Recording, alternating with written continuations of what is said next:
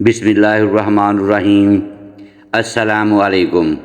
برا بن عازب سے روایت ہے کہ رسول اللہ صلی اللہ علیہ وسلم نے ابو رافع کے پاس کئی انصاریوں کو بھیجا اور عبداللہ بن عقیق کو سردار مقرر کیا۔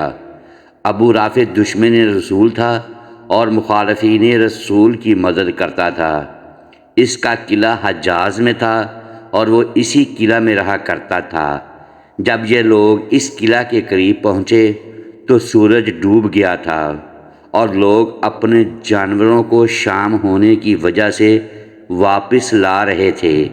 عبداللہ بن عتیق نے کہا، تم یہیں ٹھہرو، میں جاتا ہوں اور دربان سے کوئی بہانہ کر کے اندر جانے کی کوشش کروں گا۔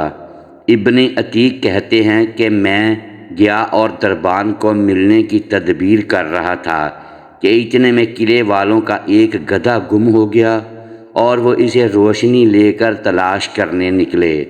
میں ڈرا کہ کہیں مجھ کو پہچان نہ لیں، لہٰذا میں نے اپنا سر چھپا لیا اور اس طرح بیٹھ گیا جس طرح کوئی رفع حاجت کے لیے بیٹھا ہے۔ اتنے میں دربان نے آواز دی کہ دروازہ بند کرنا ہے، جو اندر آنا چاہے آ جائے۔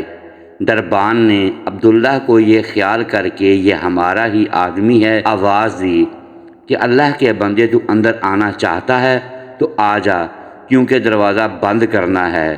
عبداللہ بن عتیق کہتے ہیں کہ میں یہ سن کر اندر گیا اور گدھوں کے باندھنے کی جگہ چھپ گیا۔ دربان نے دروازہ بند کر کے چابیاں ایک کیل میں لٹکا دیں۔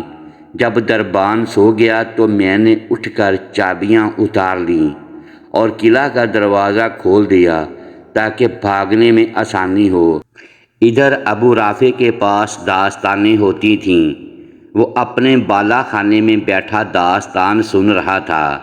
جب تمام داستانیں کہنے والے چلے گئے اور ابو رافع سو گیا تو میں بالا خانے پر چڑھا، جس دروازے سے داخل ہوتا تھا اس کو اندر سے بند کر لیتا تھا، اور اس سے میری غرض یہ تھی کہ اگر لوگوں کو میری خبر ہو بھی جائے تو ان کے پہنچنے تک میں ابو رافع کا کام تمام کر دوں۔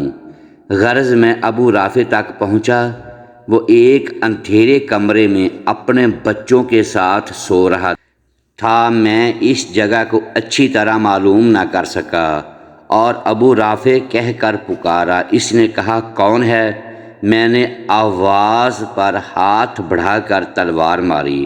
میرا دل دھڑک رہا تھا مگر یہ وار خالی گیا اور وہ چلایا۔ میں کوٹھری سے باہر آ گیا اور پھر فوراً ہی اندر جا کر پوچھا، اے ابو رافع، تم کیوں چلائے؟ اس نے مجھے اپنا آدمی سمجھ کر کہا، تیری ماں تجھے روئے، ابھی مجھ پر کسی نے تلوار سے وار کیا۔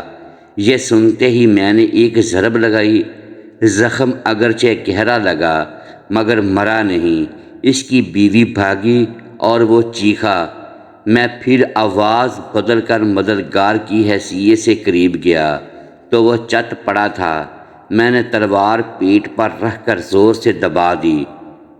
ایک ہڈیوں کی ٹوٹنے کی آواز سنی۔ تلوار چیرتی ہوئی پیٹھ تک پہنچ گئی۔ اب مجھے یقین ہوا کہ وہ ہلاک ہو گیا ہے۔ پھر میں واپس لوٹا اور ایک ایک دروازہ کھولتا جاتا اور سیڑھیوں سے اترتا جاتا تھا۔ میں سمجھا زمین آ گئی۔ چاندنی رات تھی۔ میں گر پڑا، پنڈلی ٹوٹ گئی۔ میں نے عمامہ سے پنڈلی کو باندھ لیا اور قلعہ سے باہر آ کر بیٹھ گیا اور دل میں طے کر لیا، اس وقت تک یہاں سے نہیں جاؤں گا جب تک اس کے مرنے کا یقین نہ ہو جائے۔ آخر صبح ہوئی، مرغ نے اذان دی اور قلعہ کے اوپر دیوار پر کھڑے ہو کر ایک آدمی نے کہا، لوگو، ابو رافع حجاز کا سوداگر مر گیا۔ میں یہ سنتے ہی اپنے ساتھیوں کی طرف چلا اور ان سے کہا کہ جلدی چلو، اللہ نے ابو رافع کو ہلاک کرا دیا۔ اس کے بعد ہم نے رسول اللہ صلی اللہ علیہ وآلہ وسلم کو آ کر خوشخبری سنائی۔ آپ نے میرے پیر کو دیکھا اور فرمایا کہ اپنا پیر پھیلاؤ۔ میں نے پھیلا دیا۔